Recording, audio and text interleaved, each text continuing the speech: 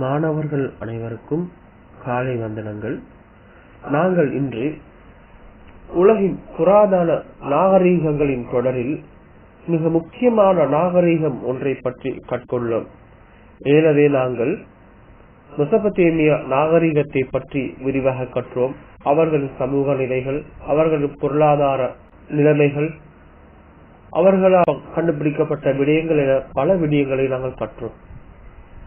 அதே போன்று உலகிற்கு பல அருட்கொடைகளை தந்த பல விடயங்களை முன்னோடியாக திகழ்ந்த மக்களை பற்றித்தான் நாங்கள் இன்று கற்றுள்ளோம். அதாவது சிந்து நதி நாகரீகம். இந்த சிந்து நதி நாகரீகமானது எங்கள் இலங்கை திருநாட்டுக்கு மிக அண்மையில் காணப்பட்ட ஒரு பழமை வாய்ந்த ஒரு நாகரீகமாகும். நாங்கள் ஏற்கனவே கற்றது போன்று யூப்ரடிஸ் டைகிரிஸ் நதிகளை அடிப்படையாக கொண்டு மெசபத்தேமிய நாகரீகம் ஈராக் பகுதியிலும், ஆப்பிரிக்கா கண்டத்தில் எகிப்திய நாகரீகமும், சீனாவில் கோங்கோ நதி அடிப்படையாக கொண்டு சீன நாகரீகமும் தோற்றம் பெற்றது. இந்தியா உபகண்டத்தில் தோற்றம் பெற்ற மிக பழமையான நாகரீகங்களில் ஒன்றாக சிந்து நதி நாகரீகம் தோன்றி திகழ்கின்றது. நாங்கள் ஏற்கனவே கற்றது போன்று நாகரீகமானது ஆரம்ப காலங்களில் நதிகளை, அதாவது நீர்நிலைகள், நதிகளை அடிப்படையாக கொண்டே உருவாகின்றது. மெசபத்தேமிய நாகரீகமானது யூப்ரடிஸ் டைகிரிஸ் நதியையும், எகிப்திய நாகரீகம் நைல் நதியையும், சீனா நாகரீகம் கோங்கோ நதியையும், சிந்துவெளி நாகரீகம் சிந்து நதியையும் அடிப்படையாக கொண்டு உருவாகிறது. ஏன் இவர்கள் நதிகளை அடிப்படையாக கொண்டு காணப்படுகின்றது என்றால், அன்றைய வாழ்வாதாரமாக மிருக வளர்ப்பும் விவசாயத்திற்கு மிக முக்கியமாக நீர் தேவைப்பட்டது. இவை இரண்டும் எங்கு கிடைக்கின்றதோ அப்பகுதியிலே மக்கள் அதிகமாக வாழ்வதற்கு முற்படுவார்கள். உதாரணமாக நாங்கள் இலங்கையில் கொழும்பு பகுதியை எடுத்துக்கொண்டால் அதிகமான மக்கள் கொழும்பு பகுதிகளும் நகரை அண்மித்த பகுதியில் அதிகமாக வாழ்கின்றார்கள்.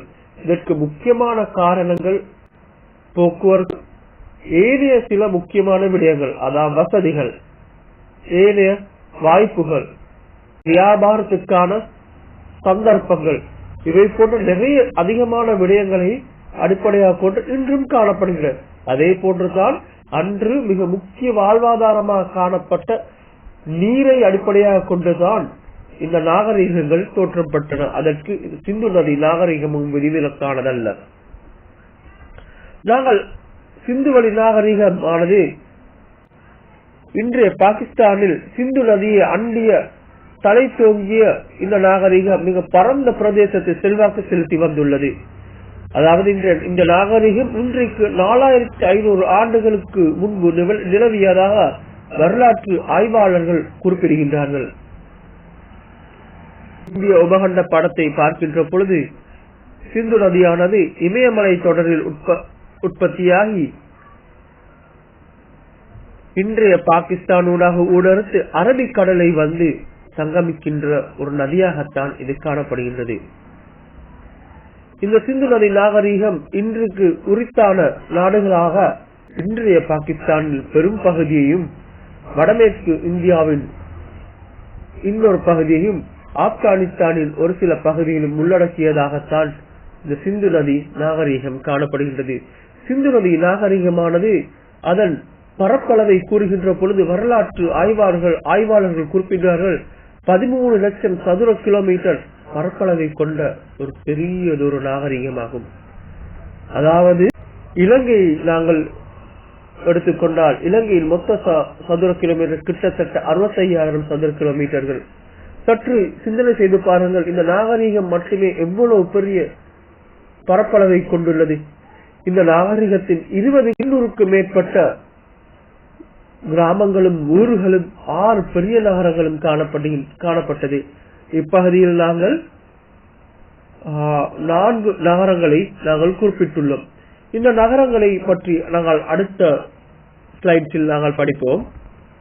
சிந்துவெளி நாகரிகத்தின் உட்பட்ட பிரதான நகரங்கள் மஹன்சாரோ, ஹரப், கலிபன், டொலவீர், லோத்தல், மெக்காக்கர் என்று 6 நகரங்கள் காணப்பட்டதாக இருக்கின்றது.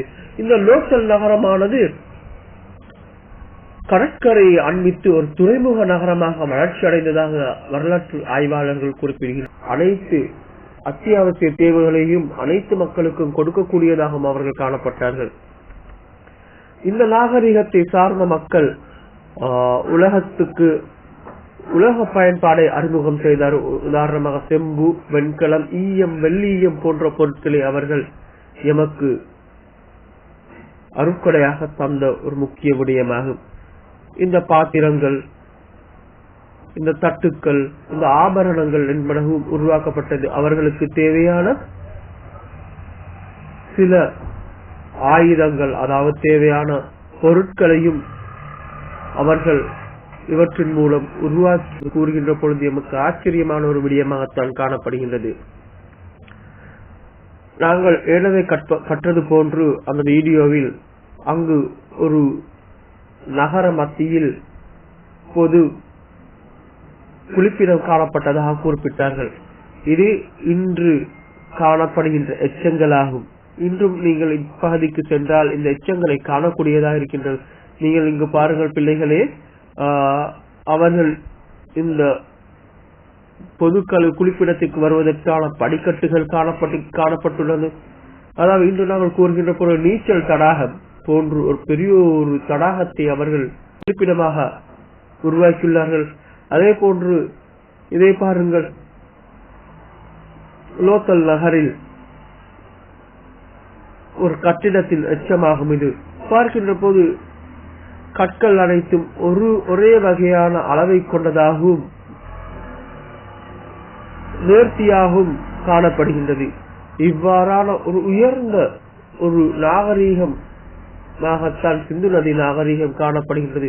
அதே போன்று அவர்கள் அங்கு காணப்பட்ட மக்களை அழகாக நிர்வாகம் செய்தார்கள். மக்களுக்கு தேவையான அத்தியாவசிய தேவைகள் அவர்கள் அனைவருக்கும் அளிப்பதாகவும் அந்த நிர்வாகம் காணப்பட்டது. அதாவது கழிவகற்று முறையை பார்க்கின்ற பொழுது அழகான ஒரு மத்திய கழிவகற்று முறைமையில் அழகான நவீன முறையில் கழிவகற்று முறைகளை அவர்கள் உருவாக்கி இருக்கின்றார்கள். அதே போன்று மக்களுக்கு தேவையான நீர், ஆகாரம் போன்றவற்றையும் சரியான முறையில் பகிர்ந்தளித்ததாகவும் வரலாற்று ஆய்வாளர்கள் குறிப்பிடுகின்றார்கள். இறுதியாக பிள்ளைகளை, நாங்கள் சில கேள்விகளை உங்களிடம் கேட்பதற்கு விரும்புகின்றோம். இந்த நாகரிகம் எந்த நதியை அடிப்படையாக கொண்டது? இரண்டாவது, இந்த நாகரிகத்தை சார்ந்த மக்கள் எவ்வகையான உலோகங்களை பயன்படுத்தினார்கள்? மூன்றாவது வினா, இங்கு காணப்பட்ட 2 மிக முக்கியமான நகரங்களை குறிப்பிடுக.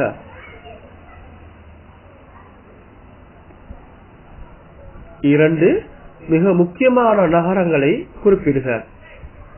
இந்த நாகரிகம் இன்று